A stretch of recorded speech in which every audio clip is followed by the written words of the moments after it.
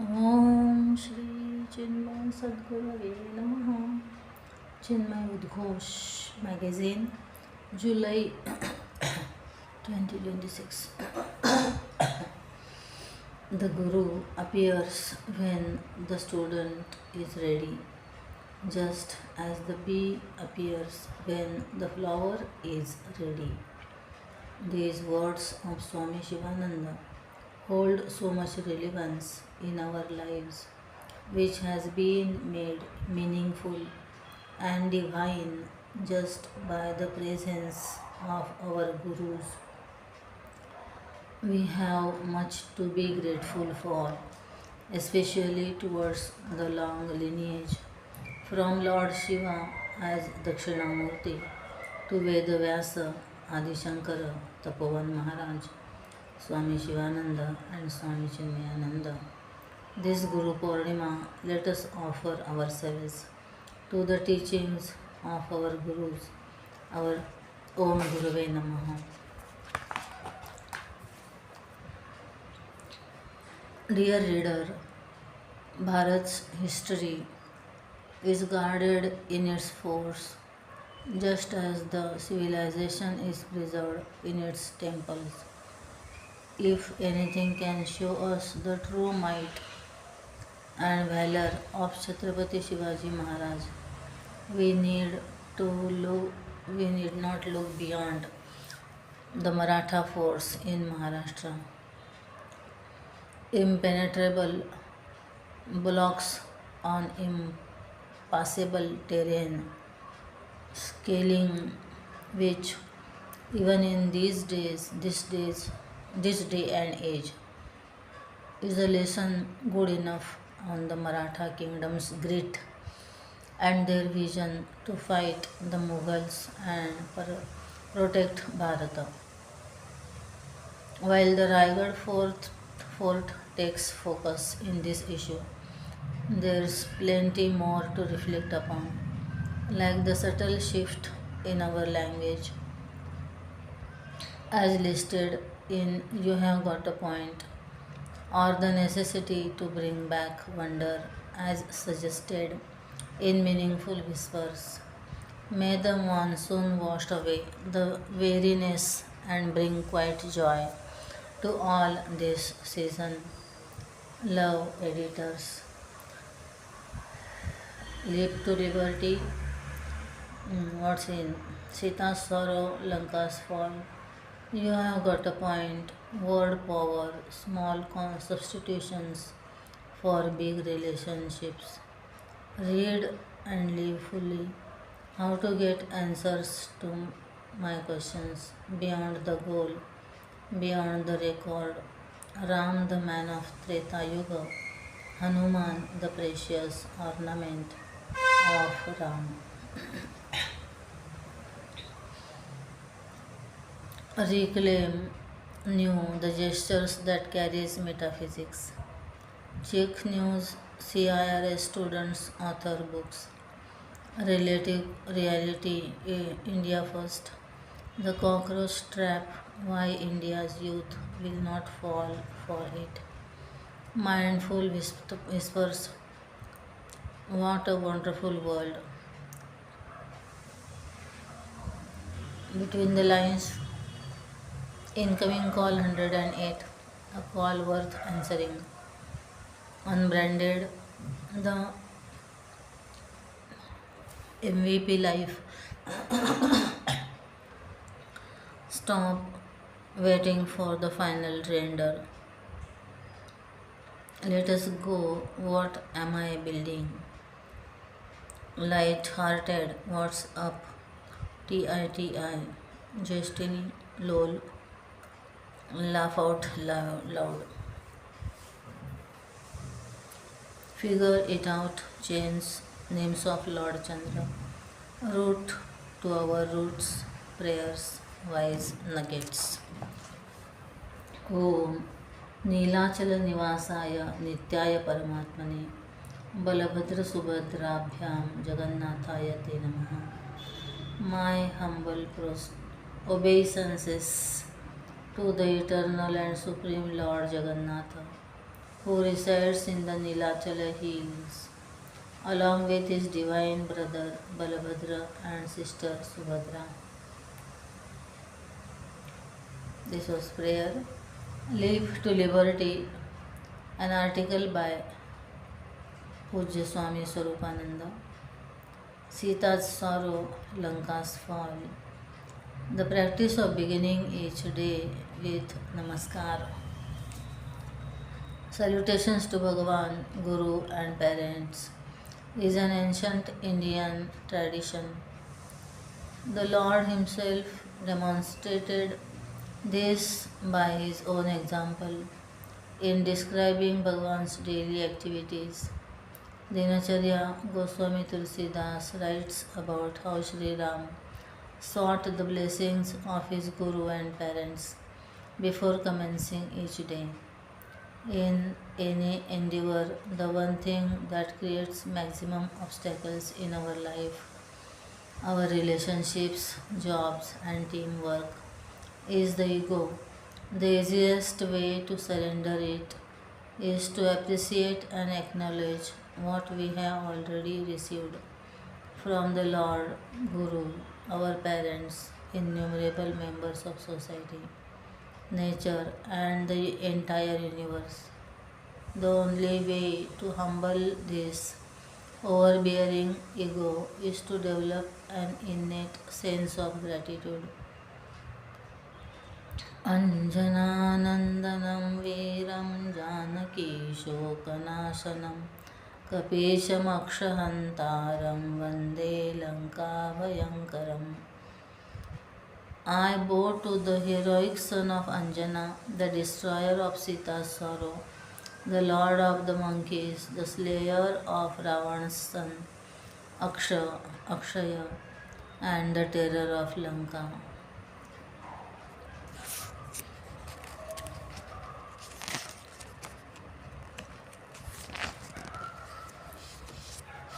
You have got a point. An article by Adityan Divakar Vidya. Chinmaya Yuva Kendra se aaya guys. Word power, small substitutions for big relationships. Our lives are made by relationships. Relationships are made by words. The truth is, they can also be broken by them. Unbeknownst, unbeknownst to us, we may throw our closest bonds into jeopardy by careless mouthing, even with the best intentions at heart. Here are some smarter, more efficient substitutions for your personal and professional conversations. Instead of but, say and. Nobody likes hearing a direct rejection. Responding to an idea with but immediately signals that you are opposing the idea and softens the feedback and keeps the other party's ears open. Bad idea.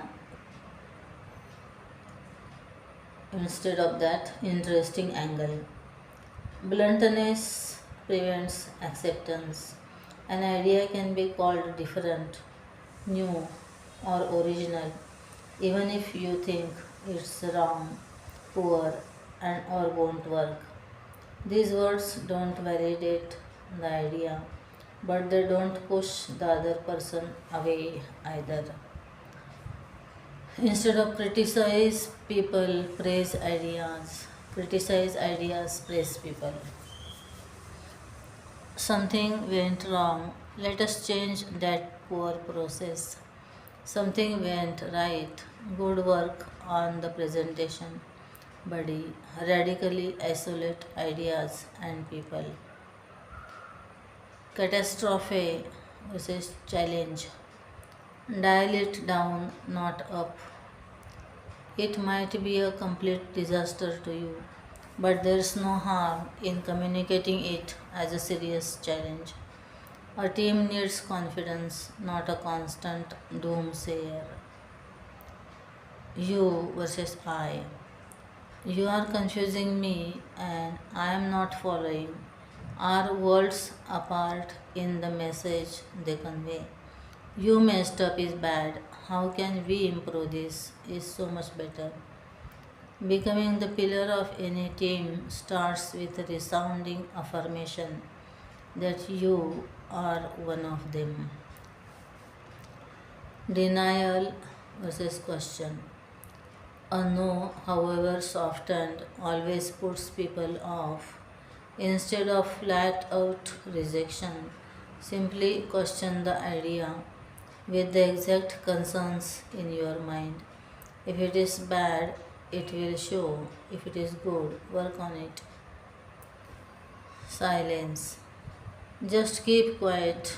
Nothing screams genuine leadership more than listening fully to what the other person says. Leaders are listeners. Followers just wait for their turn to speak. One last thing, do not do all eight of these in a spirited spurt of motivation. Take one, just one, follow it religiously for a month. Ultimately, the shift is mental. Move from ordering to understanding, and from one way commanding to two-way learning. Respect is born from harmony and mutual appreciation, not from position and authority.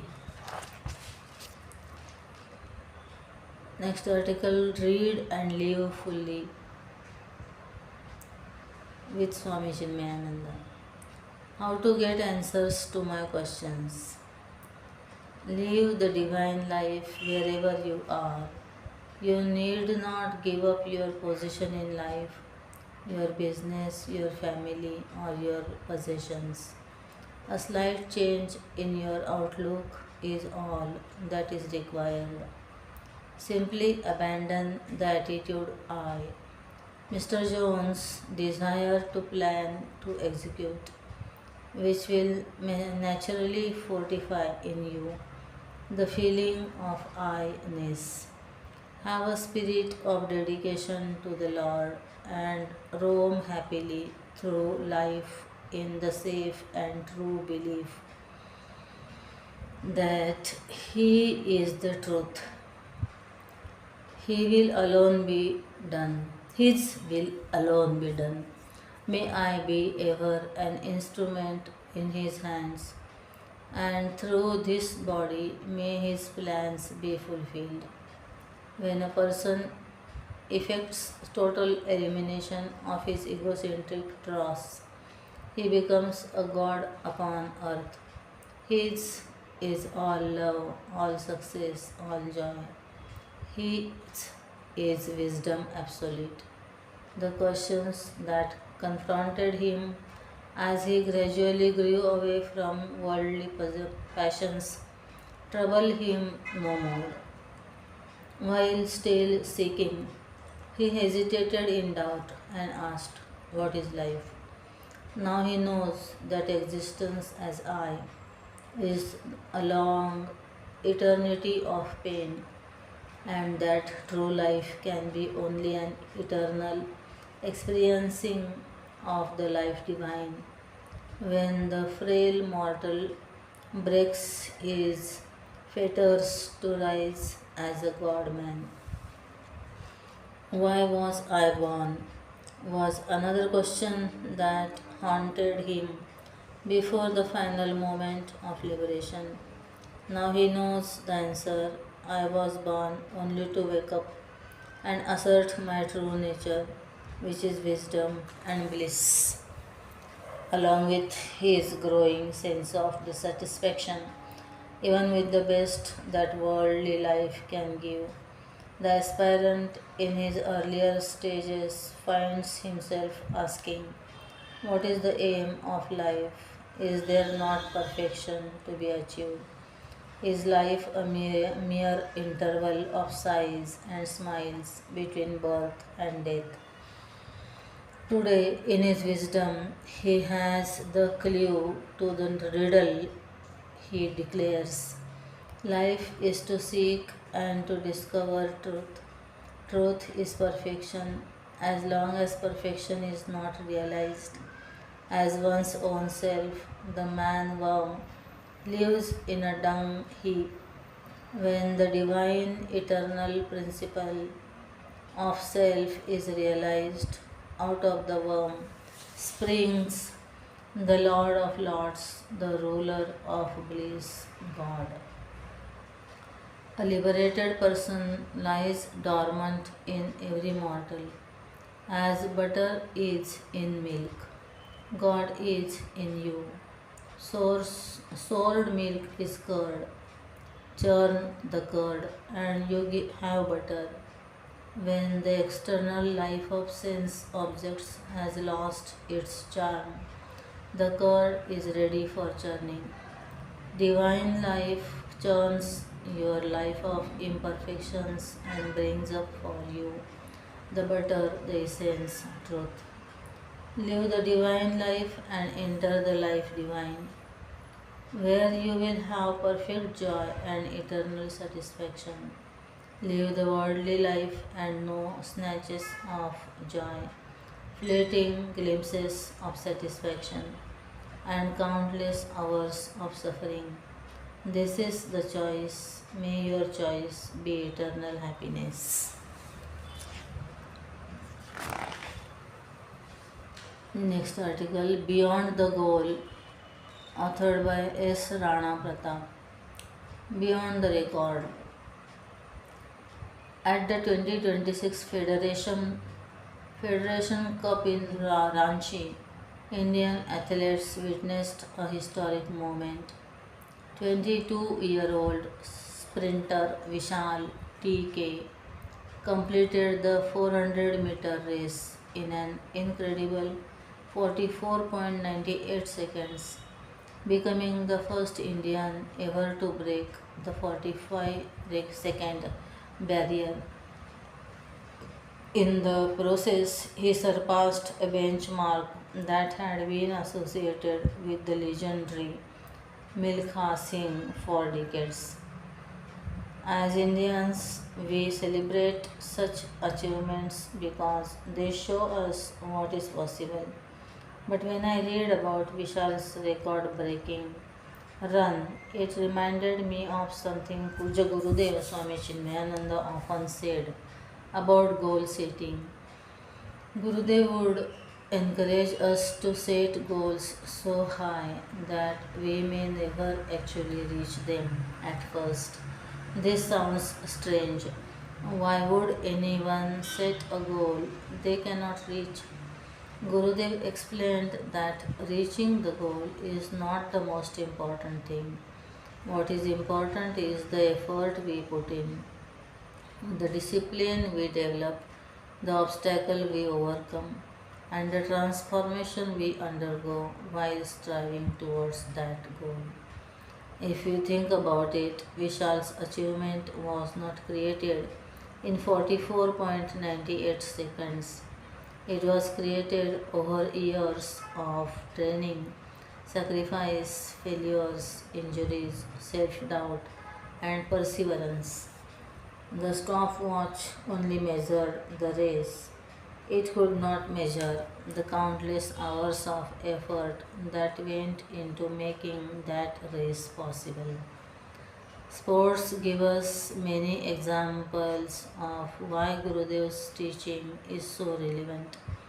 Over the years, India has produced several talented athletes who showed great promise and even achieved significant success. Yet some of them disappeared from the sporting scene soon after a major victory. Sometimes, when the goal is only a medal, a trophy, or a record, the journey ends once that target is achieved.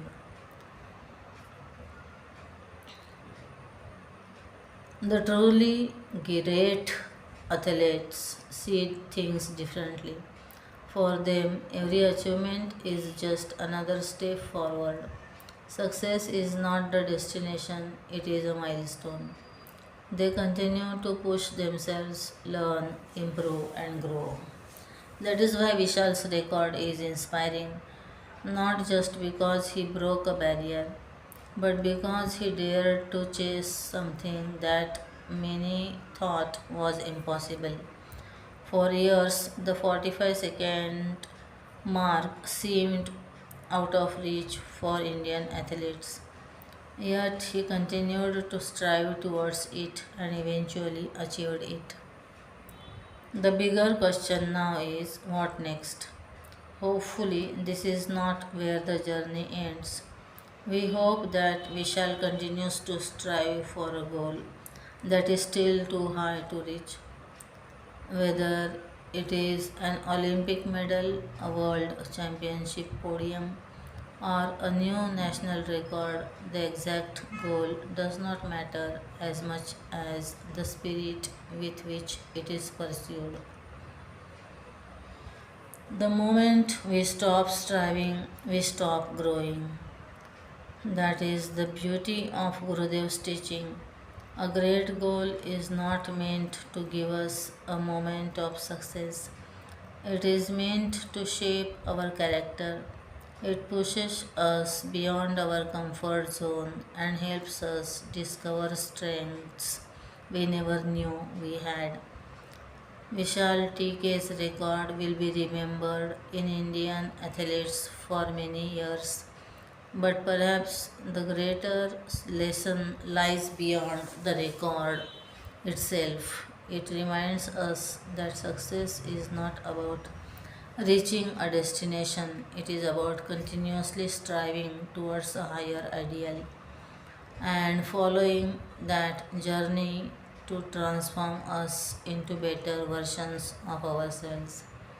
After all, records may be broken and new records may replace them, but the growth that comes from striving towards a lofty goal stays with us forever.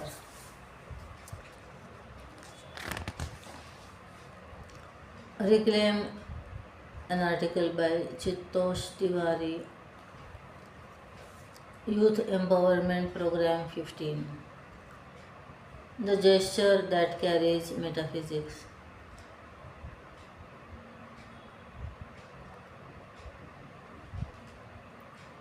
During the COVID 19 pandemic, several Western heads of state briefly adopted the Anjali Mudra, palms pressed together, a slight bow, as a hygienic substitute for the handshake. The gesture was immediately legible across cultures, required no translation, and carried an unmistakable dignity. What those leaders borrowed without knowing was not a greeting but a compressed philosophical argument about the nature of the person being greeted. Namaha Te, Namaste is Sanskrit. Namas, obeisance, reverence, bowing, and Te, to you, dative singular. The accompanying gesture, Anjali Mudra, is catalogued in the Natya Shastra of Bharat Muni.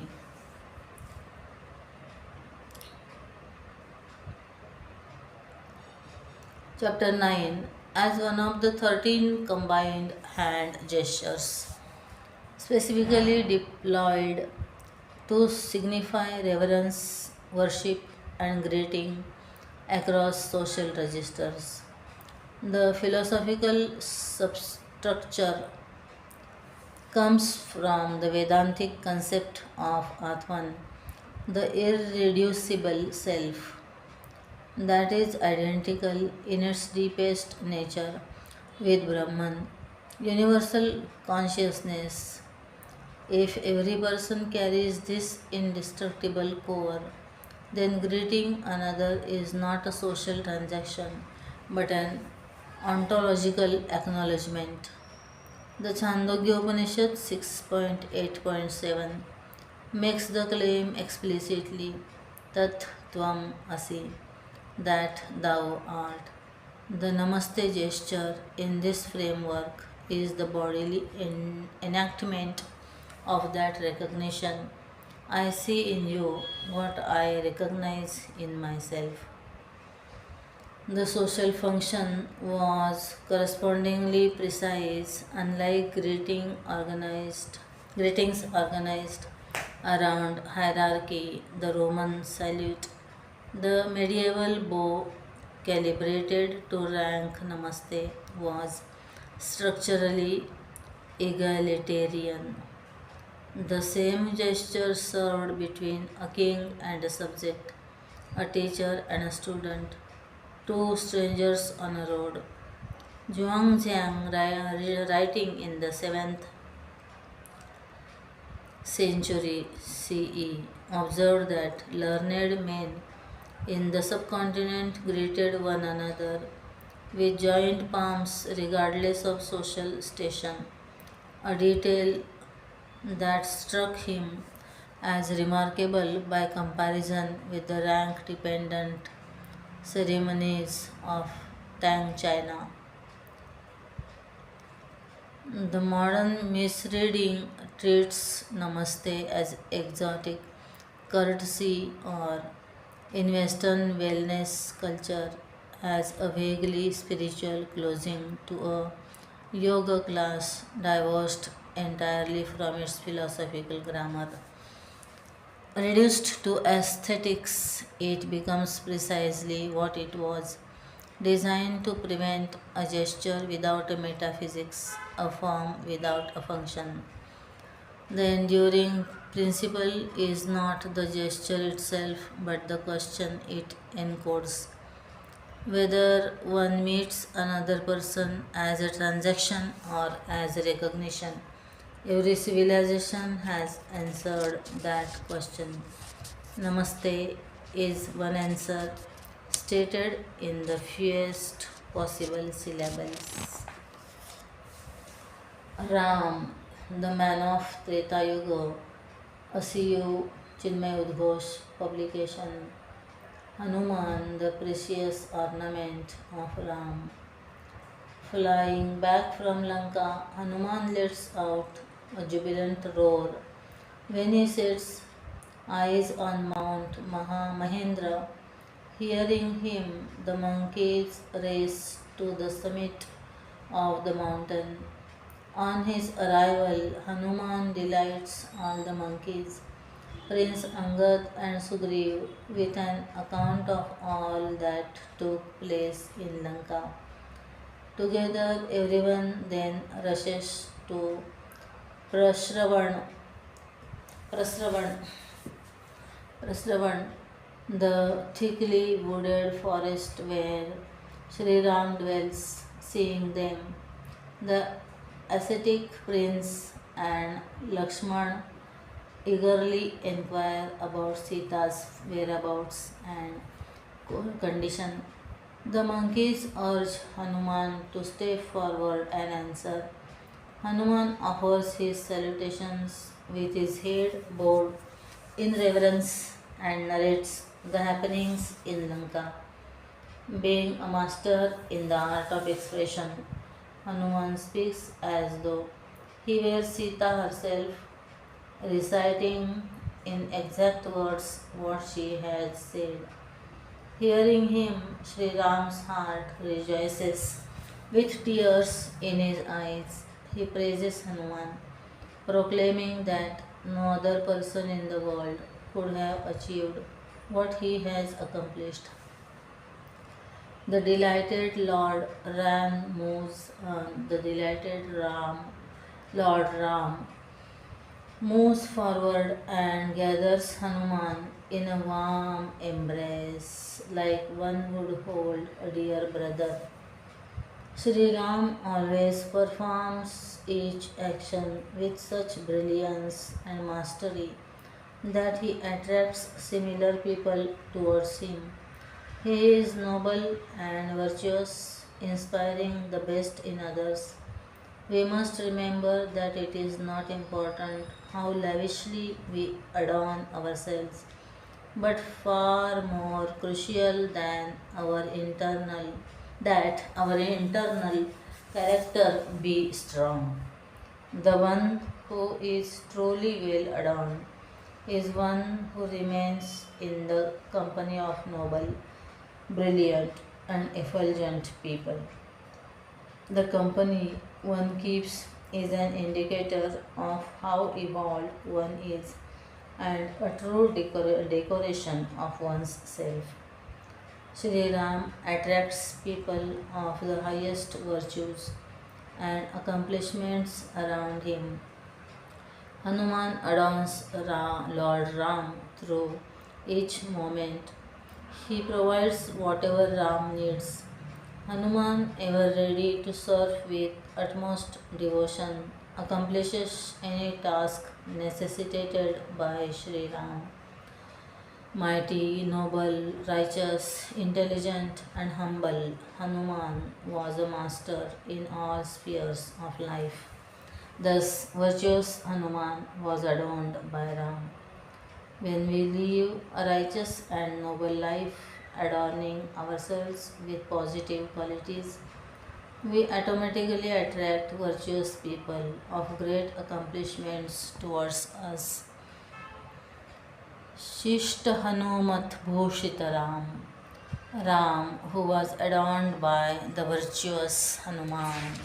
This was 58th name from Nama Ramayana. Chinmay Yuva Kendra News by Priyanka Kumari. Yuva Veer, Batch 15. CIRS students author books. Book Becoming Zero. Becoming the Zero. It is with immense joy and pride that we share a significant milestone achieved by Chinmaya Kendra Transformation Circle students at Chinmay International Residential School CIRS. During the auspicious visit of the Chinmay Amrit Yatra to the CIRS campus, two talented Sikh students, Adityan Divakar Vidya and Ayush Srinath Bhashyam, officially launched their debut books. The books were formally released and blessed by Pujya Swamini Vimalananda, Chinmay Gardens, Coimbatore. This literary achievement highlights the deep intellectual and spiritual growth fostered within our students, blending ancient wisdom with contemporary thought. Dharma in the Ramayana, an insightful exploration into the timeless principles of righteousness enshrined within the Ramayana, taking up specific instances from the Ramayana. Ayush Srinath brings out powerful insights on dharma and sacrifice. Becoming the Zero, a profound philosophical journey into the dynamics of ethical friendships.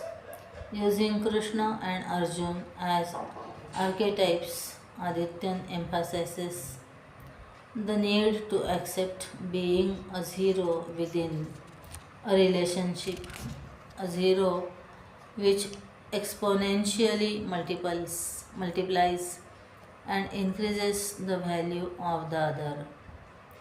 The release of these books by Swamini Amma marked a deeply inspiring moment for the entire school community. It stood as a testament to the vision by Pujya Gurudev, proving that our youth are not only consumers of knowledge but active contributors to cultural and philosophical literature.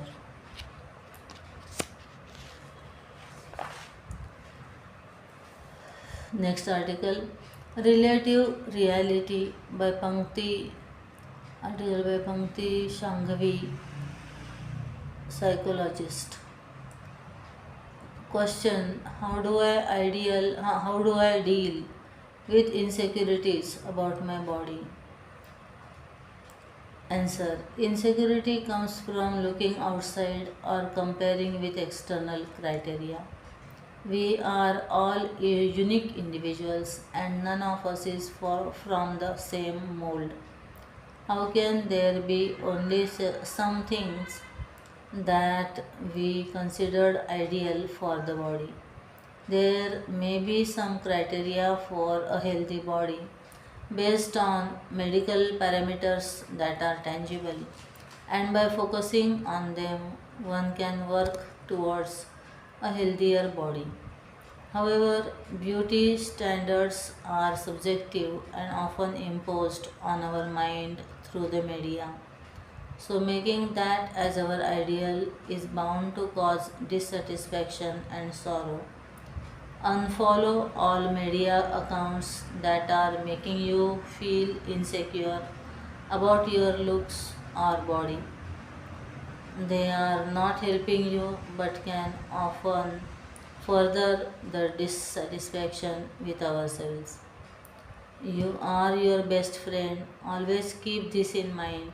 Hence, as friends, we must be kind to ourselves and appreciate our strengths and support ourselves while we work on our betterment. If you are dealing with a health issue, consult a professional and set up a goal plan that you can work on. Similarly, if a lifestyle issue is causing you to feel insecure about your body, then make a choice to have a healthier lifestyle. Seek support from well wishers and like minded people who are working on the same goal as you. In this whole process, it's important to keep the focus on your body and you as a person. The goal and its journey must be catered, catered to what you choose and what you can do. The body is just one part of you and not the whole of whole you. A whole is much more than its parts. Hence, appreciate yourself for who you are, keeping in mind that your body is only a part of you. Choose positive influences around you and avoid negative self talk. Catch yourself when your mind is beating you down, and instead of going on a guilt trip or self derogatory mode, focus on actionable steps that you can work on. Working on your insecurity may take time, effort, and consistency. Confidence will develop gradually over time. It's important to stick to your goal plan and keep encouraging yourself in the journey.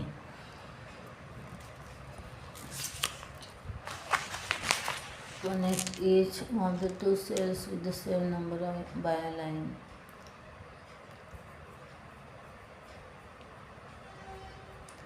Which is exactly as long as the numbers indicated. Lines cannot cross each other or cells with numbers. What's up? An article by Pankaj Lohia. The silent influence of notifications. Have you ever picked up your phone to check one notification and suddenly realized that 20 minutes had passed? In today's digital world, notifications quietly control more of our time and attention than we realize. Every ping, vibration, and pop up message is designed to make us react immediately. Whether it is a social media like a shopping alert or a message from a friend, notifications constantly compete for our attention. For students, this often means interrupted study sessions, shorter attention spans, and difficulty focusing on one task for long periods. The biggest problem is that these interruptions become habits. Even when our phone is silent, Many of us still feel the urge to check it repeatedly.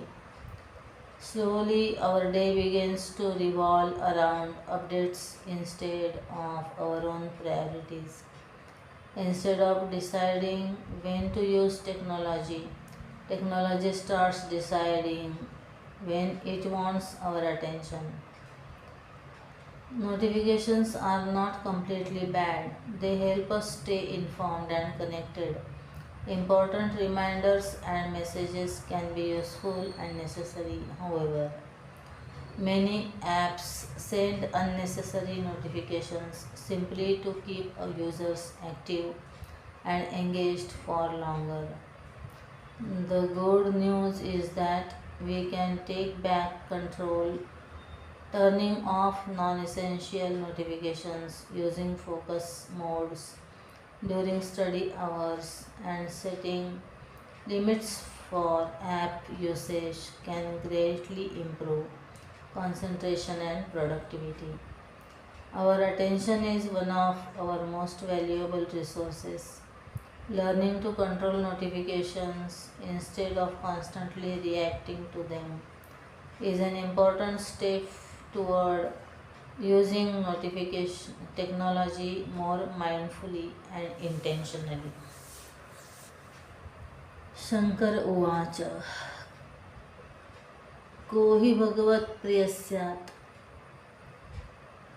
योऽन्यं न उद्वेजयेत् अनुद्विग्नः. Who indeed is dear to the Lord, that one who does not get angry nor causes others to get angry. Wise nuggets. पुस्तकस्था तु या विद्या परहस्तगतं धनं कार्यकाले समायाते न सा विद्या न तद्धनम्. Knowledge in our books and our money in another's hand will never be useful to us in times of need. Transforming Indians to transform India. Dr. Munishwar Chandar Tevar, 1946 to 2025,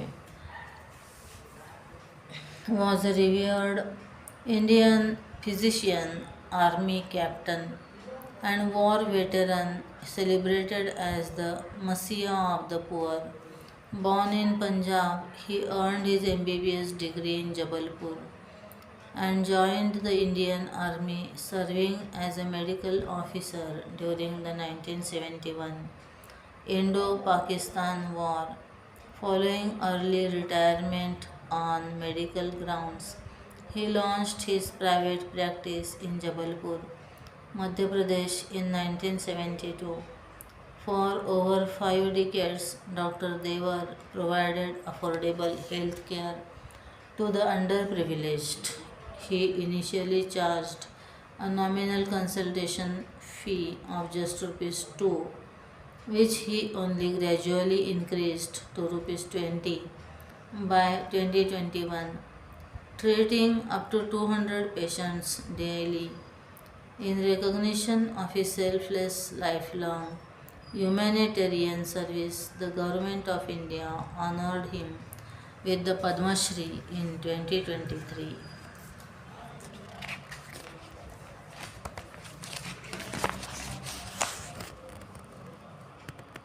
The youth of today are the leaders of tomorrow.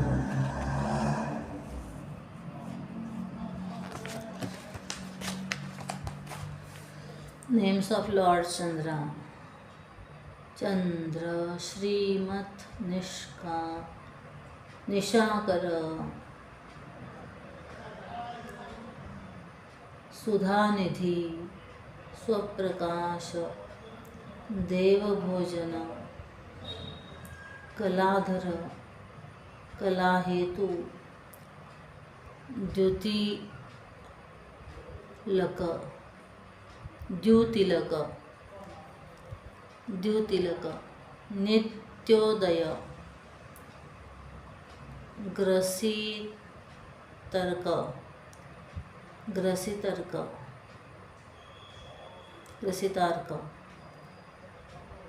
Sudhamay. Next article, India First by Shweta Sai. Cockroach Janata Party. Cockroach Janata Party. One moment, one nation, one change. The cockroach trap. Why India's youth will not fall for it. Bharat is today at a remarkable moment in history. The nation is rising to be a global economic power, a tech leader, a rising voice for the global south, and a civilization rediscovering its confidence after centuries of colonial oppression. The youth are building startups, mastering and innovating new technologies, preserving the cultural tradition, and actively serving the nation. For perhaps the first time in many generations, Indian youth are refusing to continue seeing themselves as the victim. Instead, they are shaking away the colonial hangover and starting to wake up to see themselves as the inheritors of one of the world's oldest civilization and its wisdom. It is against this backdrop that the rise of the so-called cockroach Janta Party (CJP) appears particularly unfortunate. What began allegedly as an internet joke evolved into a social media movement claiming to represent the so called frustrated Indian youth. Through memes, satire, and anti establishment messaging, its founder Abhijit Deepake and spokesperson Ashutosh Ranka built an online following by manufacturing and appealing to disappointment, dissatisfaction, and alienation of Indian youth. Cockroach was meant to represent those who felt ignored or overlooked. For a brief period, it created considerable online attention, but it fell just as quickly as it rose.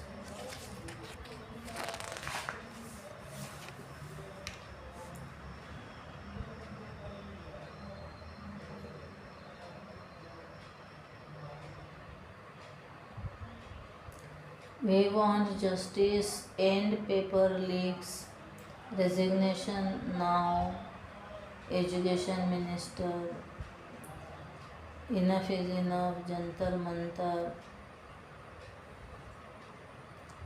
no more paper leak, fair exams, our right. We are students, not numbers.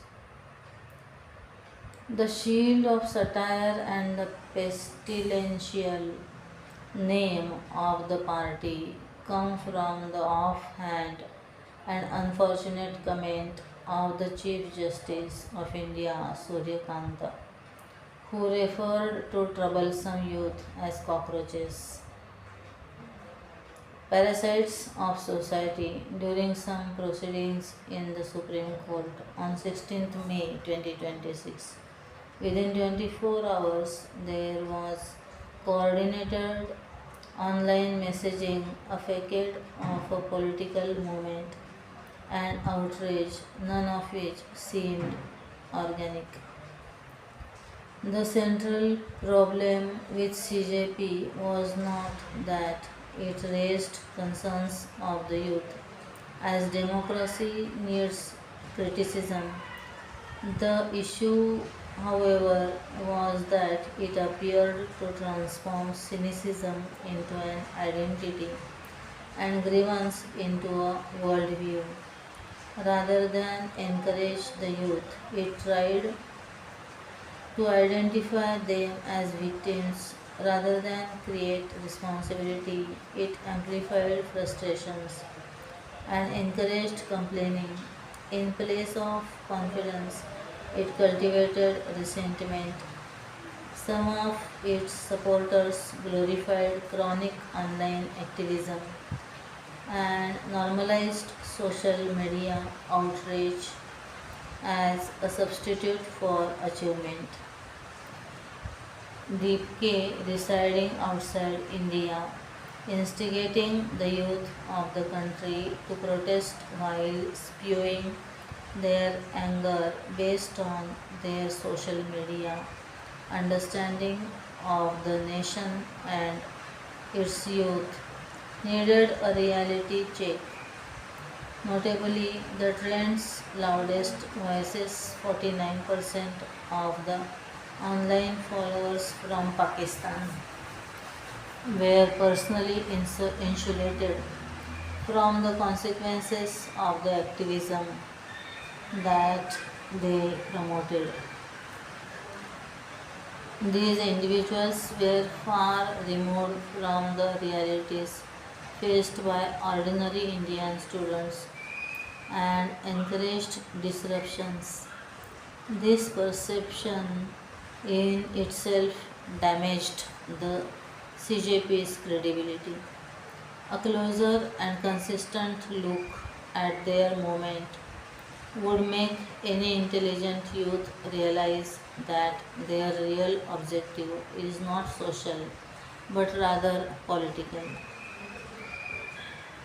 The founders are less interested in solving youth issues such as the proclaimed NEET and CBSE failures and more interested in cultivating dissatisfaction with the ruling government.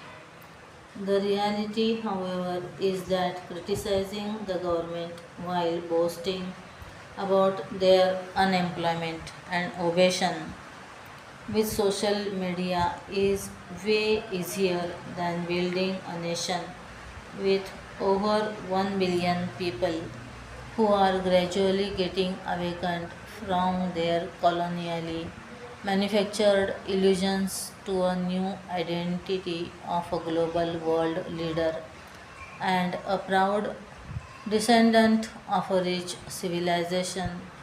The journey towards the latter has been way harder. The party called for an organic protest at Delhi's Jantar Mantar on 6th June 2026. However, the turnout was paltry and the mayhem was dismal. The loss of fame for CJP can be attributed to the fact that it fundamentally misunderstood India's youth. But the youth of India are not stupid. We know that there is nothing revolutionary about spending all day online complaining while others are studying, working, creating, and building.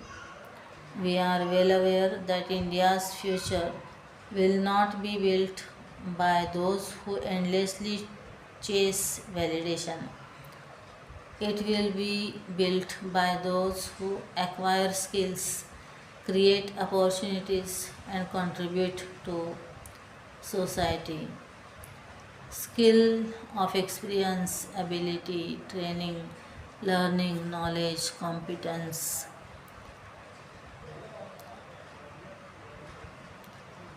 advanced trails, growth.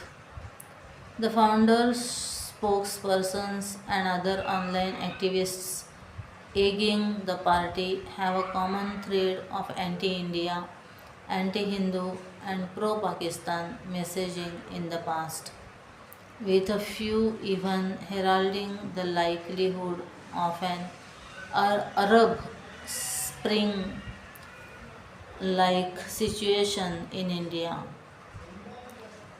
CJP's message seemed to assume that young Indians could be persuaded to embrace pessimism victimhood, and perpetual outrage. Yet the overwhelming majority, those a different path, chose a different path. They returned to their classrooms, workplaces, startups, and ambitions. They chose self improvement over self pity, effort over excuses, and purpose over online validation. On the other hand, a few of the students out on the streets joined the so called CJP movement, brought to light a very shocking phenomenon of the coaching institutions mafia. Elements within the coaching industry have an unhealthy incentive to keep students angry, distracted, and politically mobilized rather than focused on learning and self improvement. To see students from coaching institutes being sponsored to participate in the protests was unfortunate and alarming. They deserve a serious probe, public scrutiny, and debate. The Bhagavad Gita does not celebrate grievance, it celebrates action. From the Bhagavad Gita to the teachings of our saints and philosophers, the emphasis has always been on duty, self mastery, perseverance, and action. Indian civilization survived invasions, colonial rule, and repeated attempts at erasure, cultural erasure because it produced generations of people who chose effort over despair. The story of Bharat is not a story of survival through victimhood. It is a story of renewal through courage. That is why the moment is destined to fail rather than become the transformative focus force its support its supporters supposedly envisioned. The youth of India have chosen Bharat over bitterness, contribution over complaint, and civilization over cynicism, proving that for them India is always first.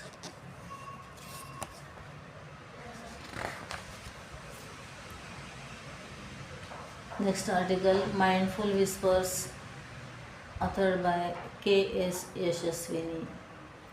What a wonderful world. Recently, I got to spend some time with a few toddlers in my friends' groups. We had all gone to a garden for a picnic. The children were mesmerized by the various kinds of trees, all the flowers in hundreds of colors, the fluttering butterflies, and the simple thrill of seeing a fountain in action.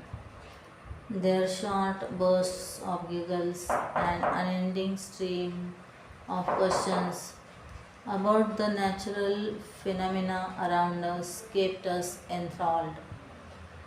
We knew answers to some of the questions and struggled to explain the rest.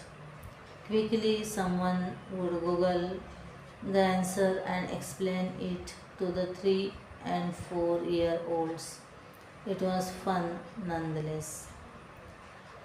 After a few days, I spent some time with another 2-year-old, this time at an experiential museum. There were cool laser lights and wall art. We spent a fantastic few hours just gazing and gaping at how science and art came together to show us something absolutely unique. Cut to a few weeks later, and I was attending a musical concert with a friend. It was in an outdoor stadium. There were people of all age groups, from 6-year-olds to 80-year-olds. The main artist is a legend of his own right, with over 50 years as a composer. Several of his hit songs were muscle memory to the older generations. However, what caught my attention was a child, maybe around 8 years old, who was with her family seated next to me. She let out tiny squeals and loud gasps whenever the orchestration did something cool or when the stadium lights went in sync with the music. Unknown to her, she was witnessing the joy of music with a few thousands of fans, but experiencing it for the first time in her own little head. As someone who has had multiple picnics in a garden, visited museums in several cities and countries, and attended several concerts by musicians across all genres, these experiences were not novel to me, yet to witness the first hand amazement of the children around me was unparalleled joy. It made me re navigate this world, even if briefly, with curiosity and wonder. Every day we are engaged in a miracle which we don't even recognize: a blue sky, white clouds, green leaves, the black, curious eyes of a child. All is a miracle. Thich Nhat Hanh. It is true, as we grow up and understand how this world works, the novelty wears off. The blue of the sky and a scattering of light is nothing unique. The scientific mind may even say that it is, after all, the Tyndall effect. The chlorophyll and the chemical compounds of plants which lend colors to the flowers are but some basic evolution trivia for those of us who have crossed primary school. Beyond these, though, have you wondered why there are so many colors and why uniquely each color and scent attracts a different species of bees, birds, and butterflies? If one were not a botanist, entomologist, or a zoologist by profession, the average garden is still a ground of miracles. It reveals the cycle of birth, life, and death right here. For a musician or a mathematician, it is simply a creative and logical pursuit to figure out how the and tunes and notes come together in a symphony. For the regular listener, it is akin to knowing their own palm. Everything is predictable, everything is known.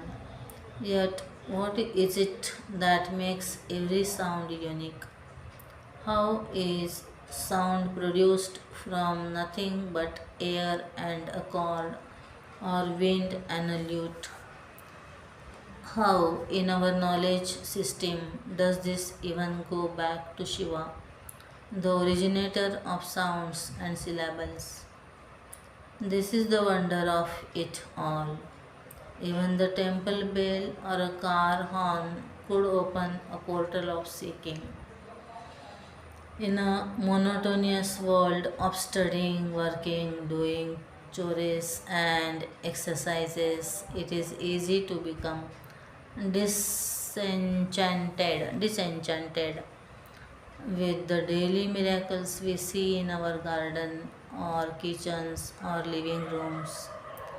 For the seeker, though, Each moment of wonder is a call to transcend from the mundane to the divine. Try listening to a known song again and see if you find something new. Watch your braid turn brown when it toasts and ask of the role of fire in your life.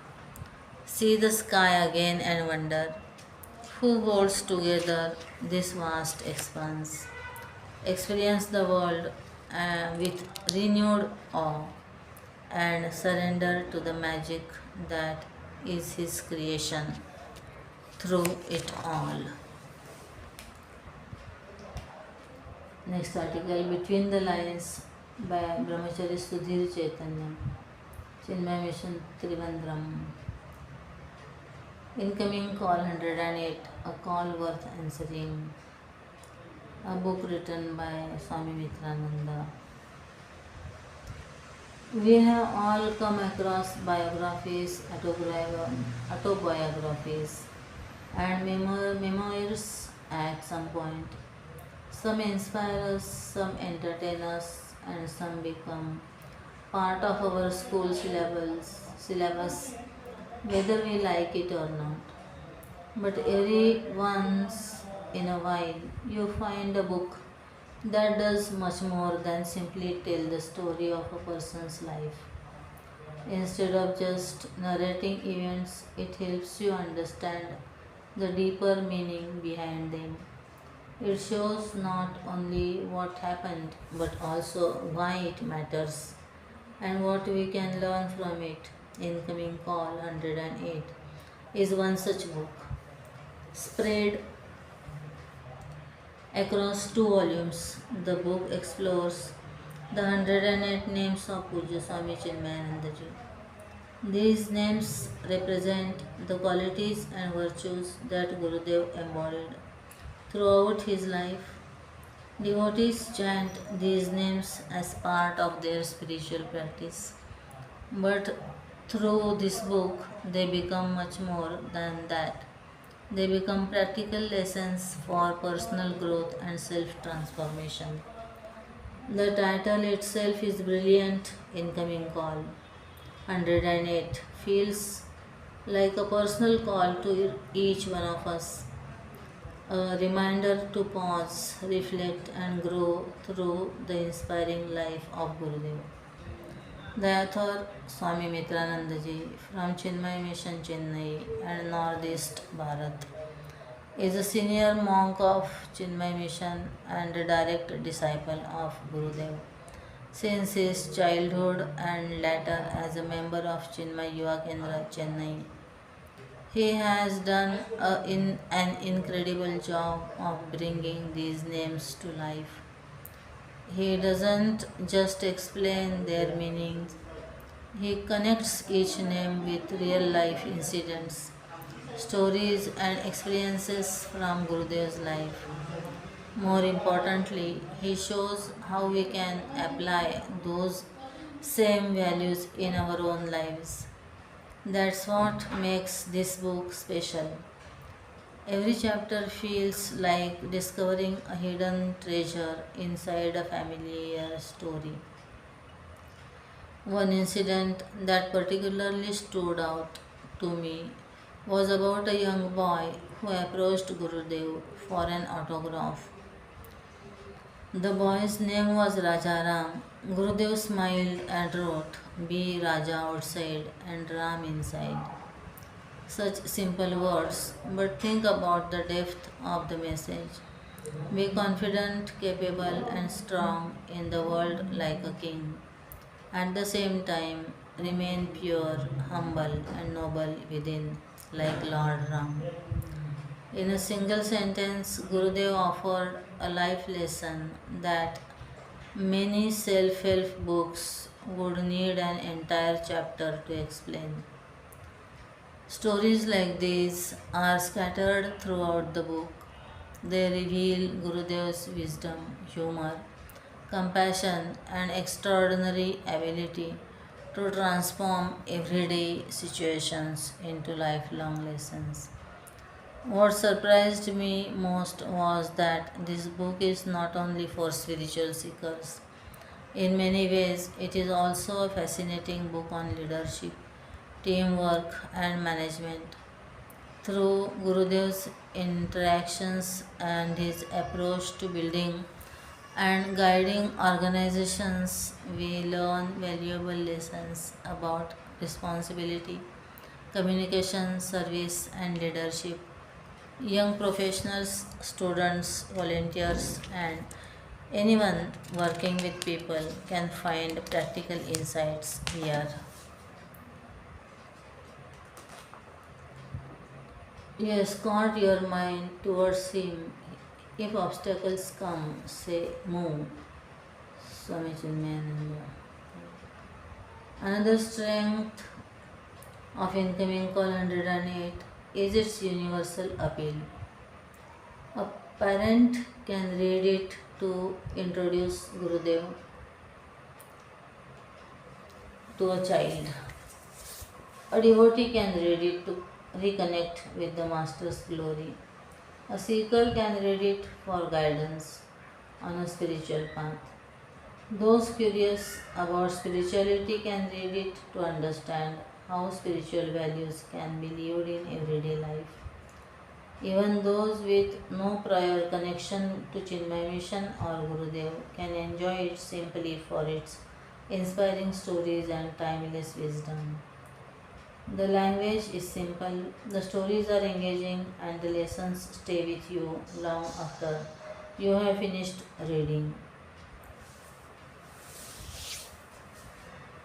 It is heavy not because of the weight of paper and ink, but because every name carries a lifetime wisdom, and every story carries a lesson worth reflecting upon. It is light not just because it is easy to read, but because its ideas have the power to brighten our thinking, lift our hearts, and guide our lives. It is a must read not merely because we love and revere Gurudev, but because it helps us discover the depth of his vision, the greatness of his service, and the boundless love he had for humanity. Some calls can be ignored. This is not one of them.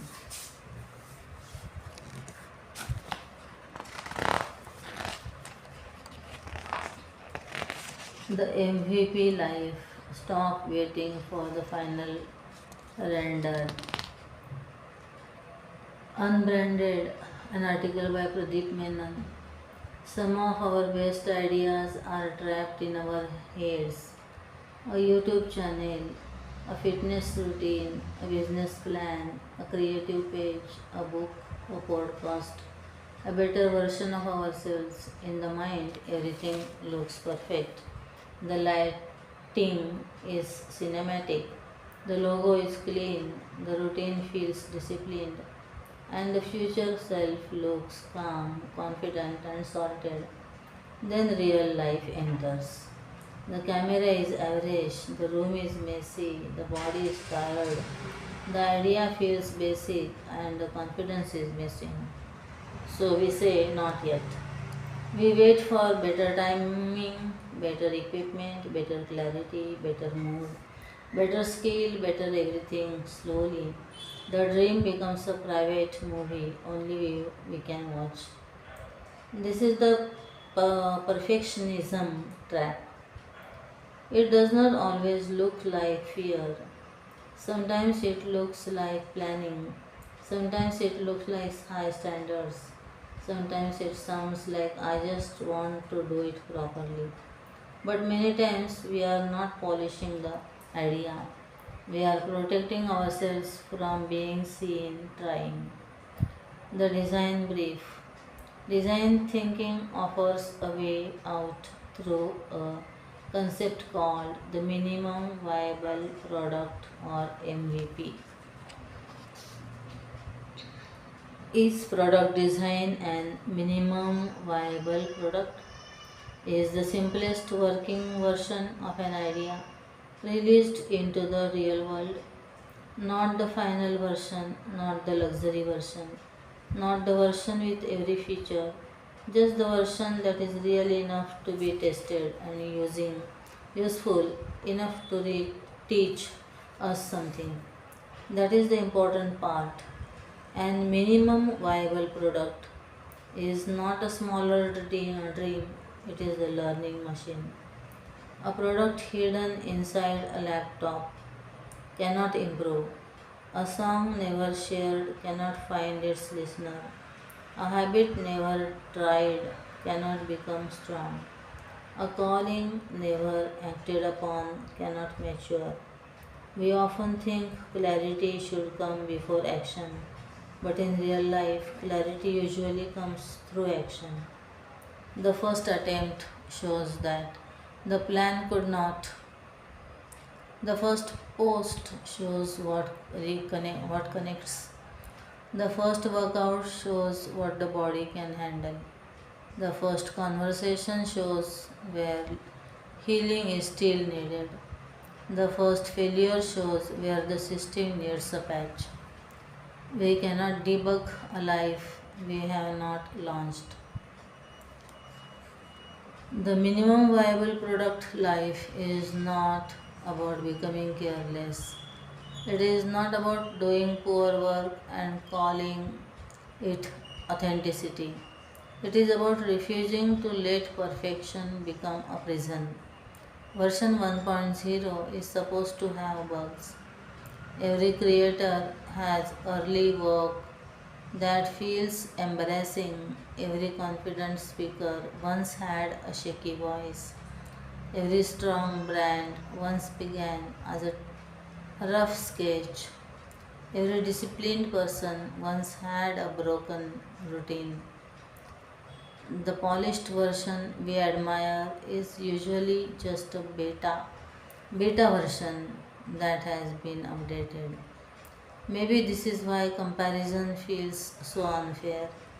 We compare our unlaunched idea with someone else's version 8.4. We compare our first draft with their final edit. We compare our private confusion with their public clarity. Then we conclude that we are late, behind, or not ready. But nobody begins as the final render. Faith and the first step. There is a spiritual rhythm hidden inside minimum viable product thinking. Faith rarely comes with a full map, it asks for a first step. A seed is planted before the tree is visible. A prayer is whispered before the answer arrives. A path is walked before the destination is clear. Most traditions remind us that becoming is not instant, it is practice. We try, fall, notice, return, correct, and begin again.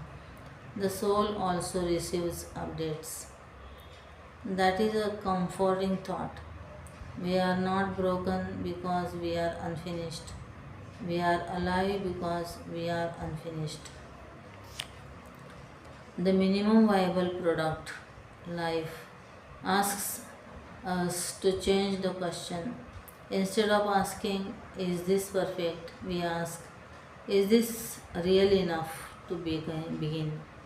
Instead of asking, will people approve? We ask, what will this teach us? Instead of asking, is this my final version? We ask, what is my version 1.0? The beta version of fitness could be a 10-minute walk. The beta version of a YouTube dream could be one simple video. The beta version of a book could be one honest page. The beta version of spirituality could be 3 quiet breaths before reacting. The beta version of healing could be one conversation. Small is not weak, small is launchable, and launchable is powerful because the world can only shape what exists. Maybe the real danger is becoming too good at imagining and too afraid of attempting. A life can become over designed and underlived, beautiful in theory, untouched in reality. So we begin where we are and what we have. One post, one walk, one page, one prayer, one sketch, one call, one small, sincere attempt. The final render will not arrive before the first draft. The good version will not arrive before the beta. The future self will not arrive before the practicing self. Version 1.0 does not need to be impressive, it needs to exist, keep unfolding.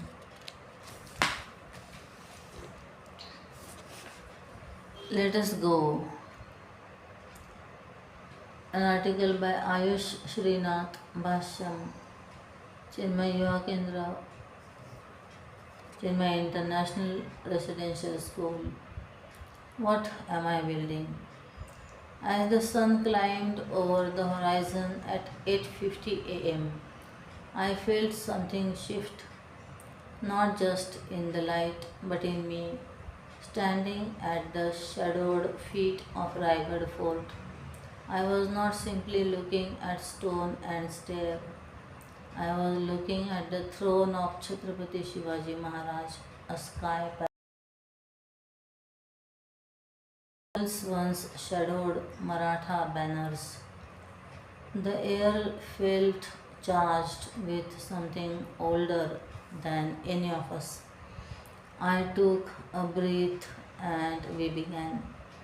Guiding our accent was Pundalikji, a man I would quickly come to think of as a sage of stories. He had brought his family along, and with them came the spark that would define the entire day. His sons Purandar and Yoga, fleet footed and grinning, who wasted no time throwing down gran- the gauntlet, race me to the top. I did not need to think about it. The answer was already in my legs. Amidst the erupting cries, Chhatrapati Shivaji Maharaj ki Jai, voices thundering up the stairs, 2300 stones of ancient valor beneath our feet. I began the trek, or rather the run up the hill. Purandar and Yoga bolted like hill-born hares, and I matched them stride for stride. The first 200 steps were pure adrenaline, chants booming, war drum loud, boots finding rhythm on the worn stone.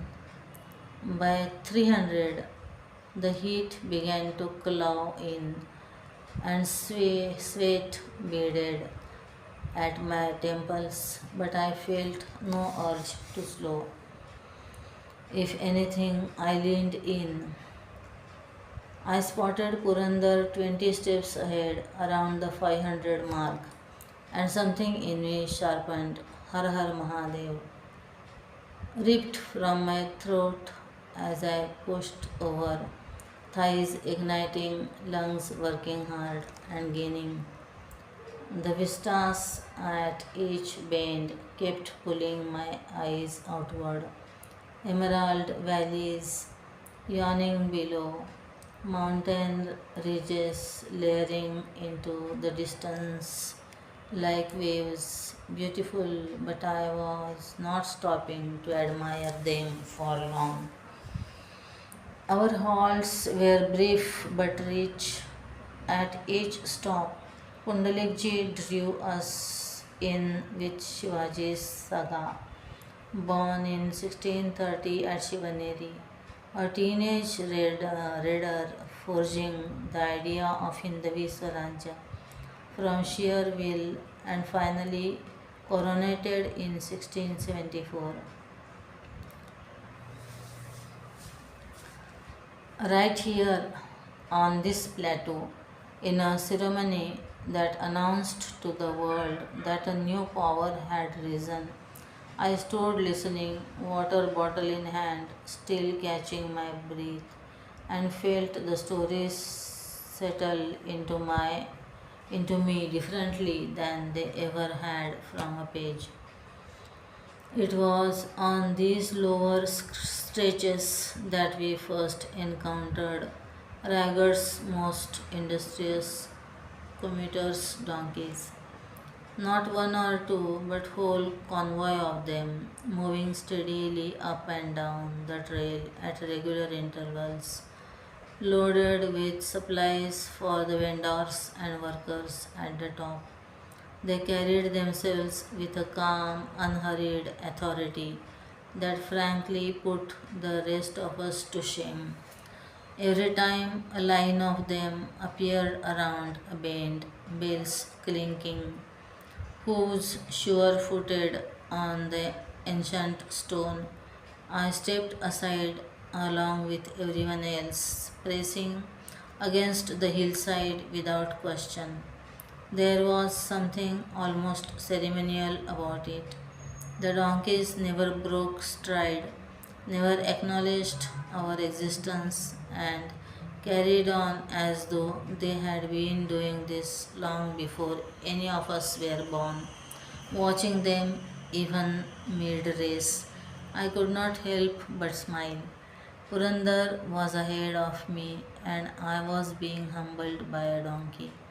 The mountain has its own hierarchy.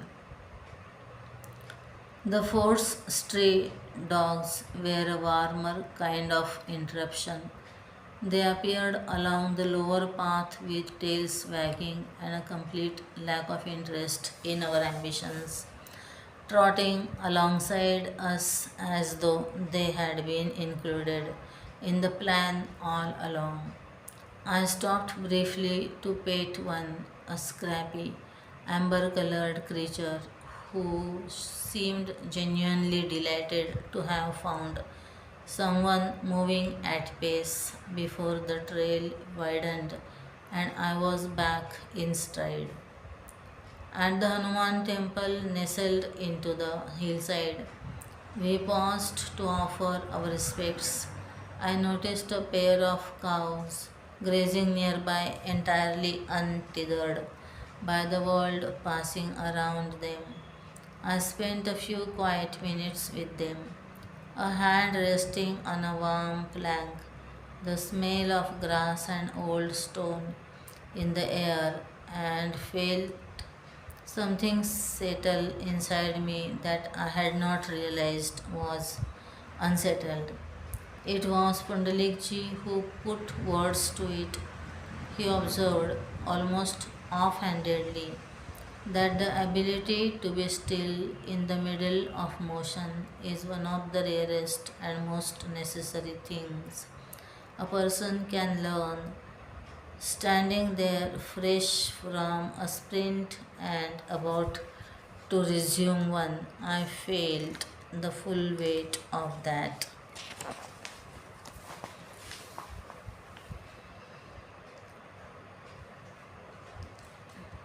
His wisdom never stayed in one register for long. At the summit, he led us through Raigar's resurrected heart, the Jagadishwar temple commanding wind-swept expanses where Shivaji once dreamed of empires, the Mahadarwaza, the royal court, the Takmaktok from where enemies of the state were once cast down. Each site was a chapter in a story that refuses to be past tense. Yet the grief was equally present. The scars of Mughal raids and British destruction are written plainly across the fort broken ramparts. incomplete restorations, stone that was clearly once something magnificent and is now only partially itself. Some things survive despite everything done to erase them. Raigad is one of them. Between the history, Kundalikji shifted into something more personal, introspective reflections on life itself, on the differences between information and understanding, on what it truly means to know something. I walked beside him through those stretches and said little because there was little to add. Some conversations asked only to be received. As for Purandar, the race never quite produced a clean verdict, which is probably the most honest outcome it could have had. But it gave the entire climb a pulse. Every uphill stretch had urgency, and the summit, when it came, meant something more than arrival because of it. When I finally stood at the top, the Sahyadris stretched out in every direction, ancient, vast, and completely indifferent to whatever I had been worrying about before that morning. The sky was enormous somewhere below. The donkeys were still making their rounds. Shivaji Maharaj was coronated on this very ground in 1674. He looked out over these same mountains and chose to build something that would outlast him by centuries. I stood there and felt briefly but clearly that I understood why. I came for a trek. I left with something harder to name, a question unknowingly planted that I suspect will keep climbing long after my legs have rested. And what am I building, and will that last? Jai Bhavani, Jai Shivaji.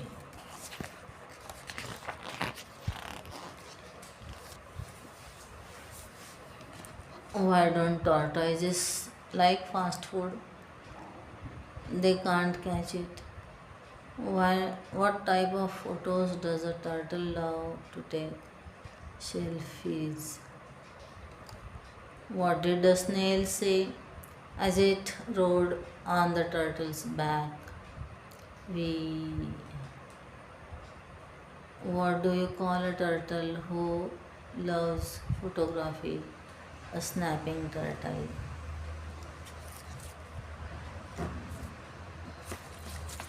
The best is this simple. Why don't tortoises like fast food? They can't catch it. Now, Destiny by Rukma Sadekar. The biggest hurdle in your life is your inability to change your mind. Once you have fixed something in your mind, no matter what, you refuse to change, even to your own detriment. Could that be a sign of a bloated ego? Whatever it is, it's for you to introspect and identify what it is that keeps you from adjusting and changing. Remember, change alone is changeless, and only that which changes survives and moves ahead. All that refuses to change perishes. No matter what we want to do, the tool that is required is the body. That's our basic residence and instrument of action. Is there any wonder then that we need to take care of it? Exercise we must, with the primary goal being fitness, not weight loss or gain. Along with being active, we need to eat healthy to nourish the body. Be wary of unhealthy examples of diets and body shapes and types. Fitness is what matters. There isn't much that we can achieve without discipline in our life. The word discipline brings to mind strictures, denial, and insistence, but if you actually look deeper, you will realize discipline is just a choice between what we want now and what we want most. The way to discipline is commitment, which simply means staying loyal to what we have said we were going to do, even after the mood we said it in has disappeared. We said it in has disappeared. There are better ways to end the day than lamenting that you didn't get to do anything all day, ending the day with a sense of accomplishment. The way to ensure that is by planning your day. When you plan, you go through the day more effectively and smoothly.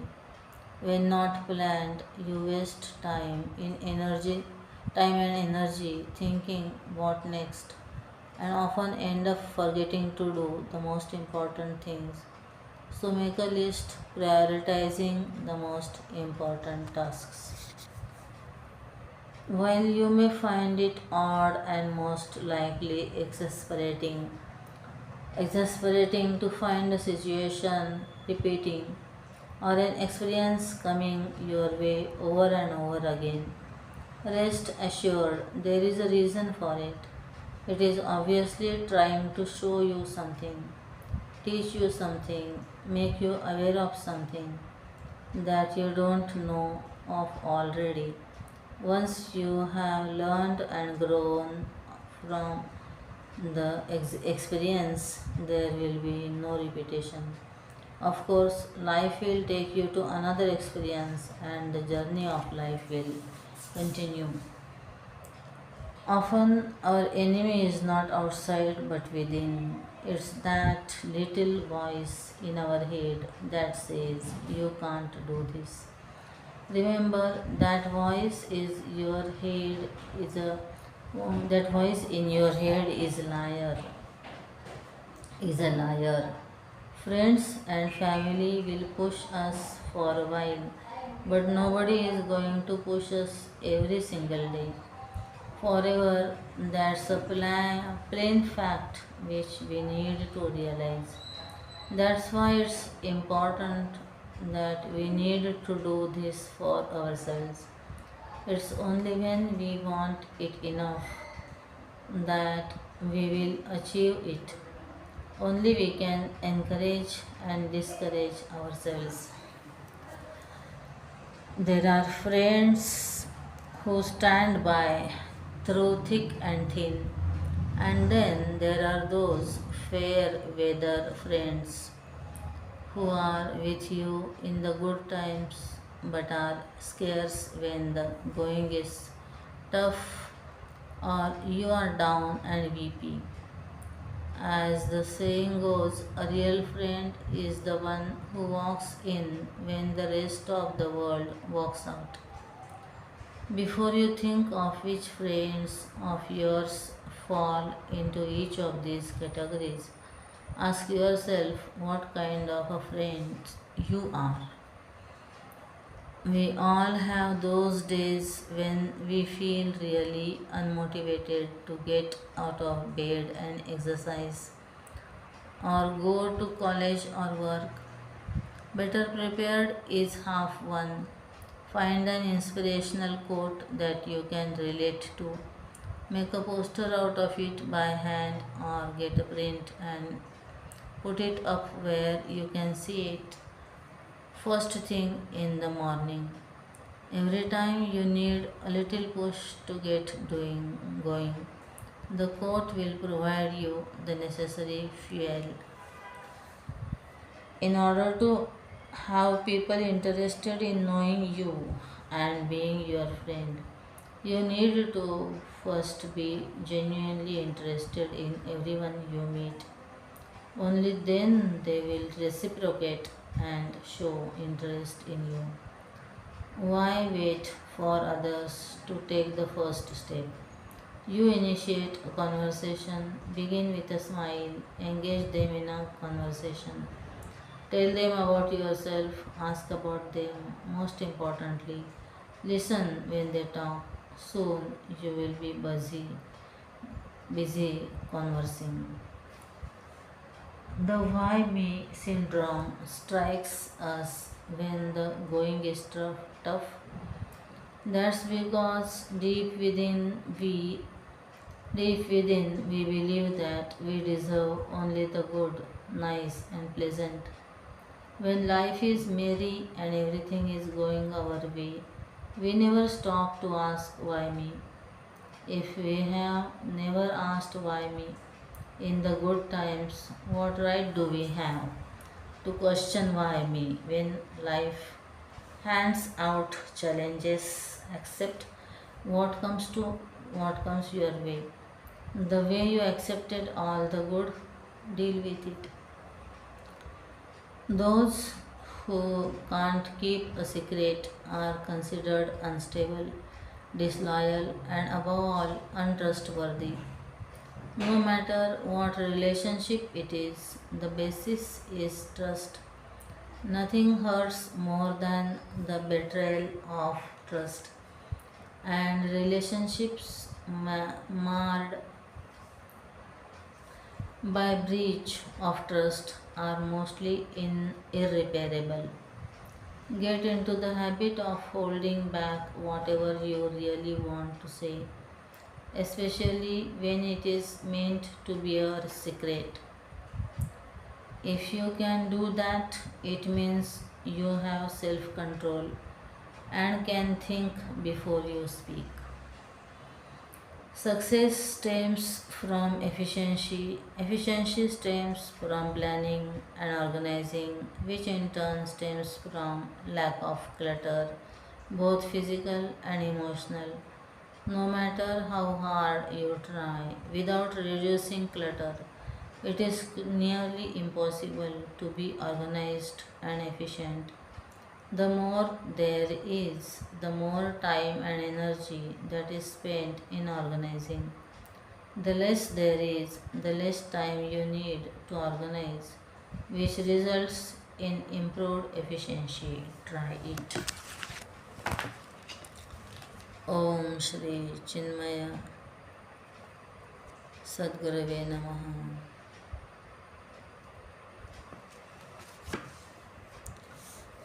ओम श्री सद्गुरुनाथ महाराज की जय. हरि ओम. श्री गुरुभ्यो नमः. हरि ओम.